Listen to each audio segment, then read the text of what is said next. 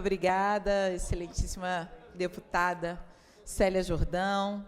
É um prazer e uma honra voltar a essa casa e voltar nessa casa com uma perspectiva diferente, né? Agora de uma mãe, né? E que, obviamente, essa casa também teve a aprovação da licença maternidade, que foi um projeto de resolução de minha autoria, com a coautoria de vários deputados e deputadas que gentilmente também apostaram na licença maternidade, mas chego aqui na metade da licença maternidade porque sei também dos desafios políticos que o Estado do Rio de Janeiro tem e do compromisso que nós temos para que esse Estado garanta a dignidade humana e garanta também o exercício pleno da dignidade humana. Então, eu não poderia deixar de declarar voto contrário às mensagens de benefícios fiscais que foram votadas na Casa no dia de hoje. A gente entende que o governo do Estado não tem um projeto transparente e evidente de superação do que os déficits que a gente tem no Estado do Rio de Janeiro, mas, mais que isso, os benefícios fiscais dados não prevêem qualquer contrapartida que faça sentido, por exemplo, para a produção de emprego e renda. Nós, do PSOL, temos batalhado no Congresso Nacional pela redução da escala para 5x2, e hoje a escala 6x1 é um desafio para a classe trabalhadora. Então, não tenho dúvida de que falar de benefícios fiscais é lembrar que essas mesmas empresas exploram seus trabalhadores e as suas trabalhadoras exaustivamente. Então, não dá para a gente falar aqui, discutir sobre benefícios fiscais sem cobrar uma contrapartida que faça sentido para a população do Estado do Rio de Janeiro.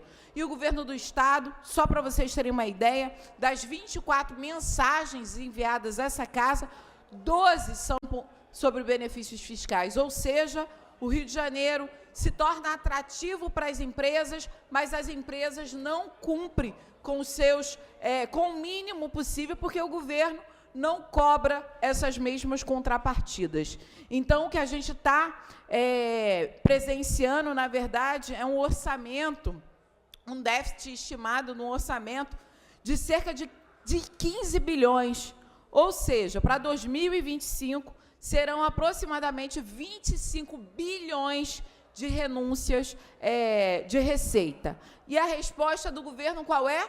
Mais benefício fiscal. Nossa alíquota passou de 18% para 20%, considerando o percentual do Fundo de Combate à Pobreza, esse percentual é de 22%.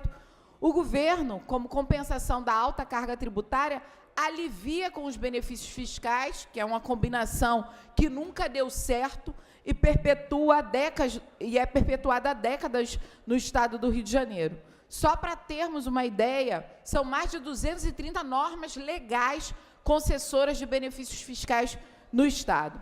No início do ano, aqui mesmo na Assembleia Legislativa, aqui mesmo nessa tribuna, nós falamos e trazemos a preocupação com as mensagens encaminhadas pelo governo, mas também os questionamentos, né? Todas as emendas que o PSOL, a bancada do PSOL fez aos projetos de benefícios fiscais, tratavam basicamente de transparência, tratavam basicamente de contrapartida para a sociedade, mas, infelizmente, nossas emendas foram derrotadas. E não somos nós do PSOL que saímos derrotados nesse processo. Quem sai derrotado é a classe trabalhadora do Estado do Rio de Janeiro, que não teve do governo a necessidade tão necessária de contrapartida para essas concessões de benefícios. Então, o que a gente aprovou aqui é a permanência de benefícios que estão há mais de 20 anos no nosso ordenamento jurídico. Isso não pode ser normal. O benefício fiscal tem que ter tempo de validade para impulsionar determinado setor, não pode ser perpétuo, como faz o governo do Estado. Então, o que aprovamos nessa casa hoje é algo que nem existe no Estado, ou seja, primeiro dá o benefício e depois vamos discutir a política pública e econômica. Isso é um contrassenso.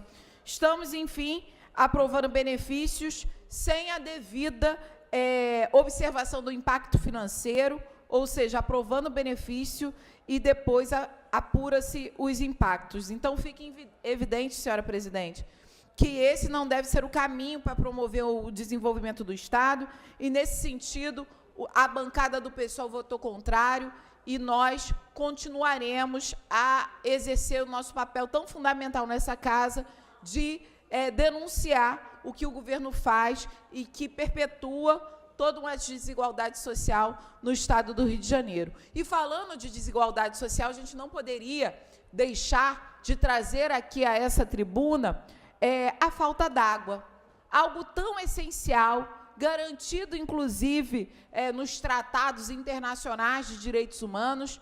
Hoje, o Rio de Janeiro está vivendo com a falta d'água e sem resposta concreta das concessionárias. Ou seja, se estávamos aqui discutindo a privatização da SEDAI, que isso cairia na conta de vocês, trabalhadores e trabalhadoras do Estado do Rio de Janeiro, isso se efetivou. Privatizou, piorou.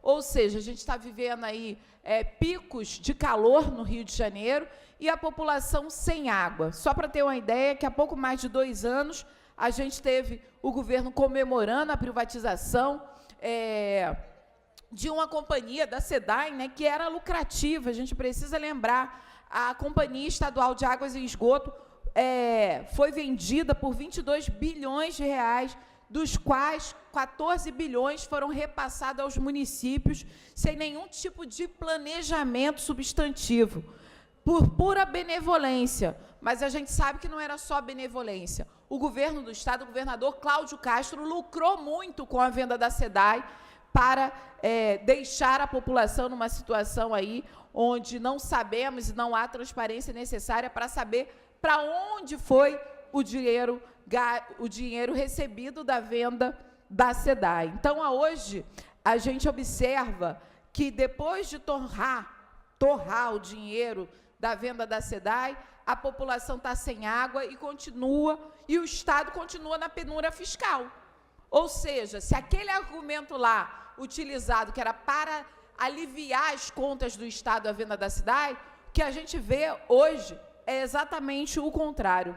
Então, o governador com o pires na mão e a população com lata d'água na cabeça. É isso mesmo, é só ir nos bairros mais pobres, das periferias, das favelas, da Baixada Fluminense em especial, que você vai ver o povo levando lata d'água na cabeça para ter o mínimo. Isso quando consegue chegar a ter a água. Então, até o presente momento, o serviço de concessionária Águas do Rio tem se revelado ineficiente. No dia 26/11, aproveitando-se da parada do sistema Guandu para manutenção e diante da chegada do verão, que em breve chegará, né, a Águas do Rio decidiu parar e aproveitar para as melhorias do sistema. Ou seja, essa foi a desculpa formal dada pela Águas do Rio.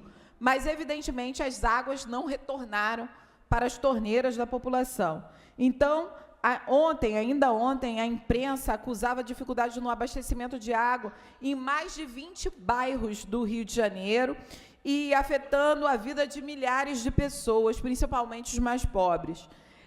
Ontem também o PROCON multou a Águas do Rio em mais de 13 milhões e eu apresentei, no dia de hoje, uma representação ao Ministério Público do Estado para que esta instituição promova, de fato, as apurações necessárias para que a gente possa ter a proteção dos direitos humanos, né? Não é nem só direitos do consumidor, porque o consumidor está ali pagando a água e a água não chega, mas é do direito humano ao acesso à água. Então, nós pedimos para o Ministério Público investigar a Águas do Rio para que todo esse processo de desabastecimento também possa, enfim, ter a responsabilização da Águas do Rio. Então, fica aqui a minha solidariedade à população do Rio de Janeiro que sofre com a falta d'água. E aí, senhora presidenta, para encerrar o debate aqui que venho trazendo, eu não poderia também deixar de falar da greve dos professores da cidade do Rio de Janeiro. A gente viu o Eduardo Paes, o prefeito da cidade, né, se vangloriando do seu populismo, inclusive foi reeleito para a cidade do Rio de Janeiro, com mais de 60% da votação na cidade, mas a primeira classe trabalhadora que ele ataca é exatamente os profissionais da educação. Não é uma novidade para a gente sabe que o prefeito Eduardo Paes odeia professor e tem provado isso, porque pega a polícia do Cláudio Castro para atacar bomba de efeito moral em professores que estão em greve, lutando por seus direitos, contra o pacote de maldades enviados à Câmara dos Vereadores. Então, é importante dizer que, a toque de caixa, a Câmara dos Vereadores recebeu um projeto de lei complementar, o 186 de 2024, que, entre outras coisas, altera a contagem da hora-aula do professor, que deixa de ser contada em horas, passando a ser contada em minutos, sem qualquer contrapartida salarial. Ou seja, se a gente está aqui lutando contra a escala 6x1, a gente está vendo o Eduardo Paes canetando maior quantidade de trabalho para os professores sem que haja um aumento real do seu salário. A gente também vê que retira direitos da licença especial, além de alterar o calendário de férias dos professores. Então, esses são os impactos do plano de cargos e salários e carreira e a remuneração de professores, que não tem, evidentemente, deixado a categoria satisfeita. E é importante chamar a atenção ainda a ausência de diálogo com a categoria, e isso causa indignação, e o modo violento com que a prefeitura tem tratado os professores chama a atenção também. Assim como o ostensível ataque ao sindicato, inclusive caçando as licenças sindicais. Vamos lembrar, sindicato é fundamental para reaver os direitos dos trabalhadores, mas, ao invés disso, o que a gente vê é o Eduardo Paes atacando os servidores públicos que viabilizaram o direito à educação, a categoria profissional, que é também majoritariamente feminina.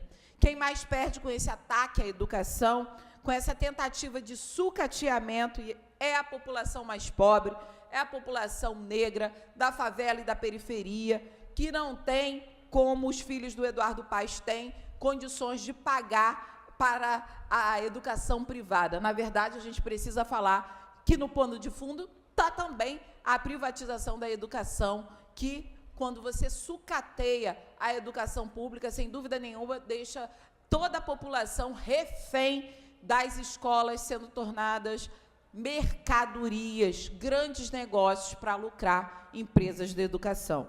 Então, os professores continuam em greve, porque a situação é grave.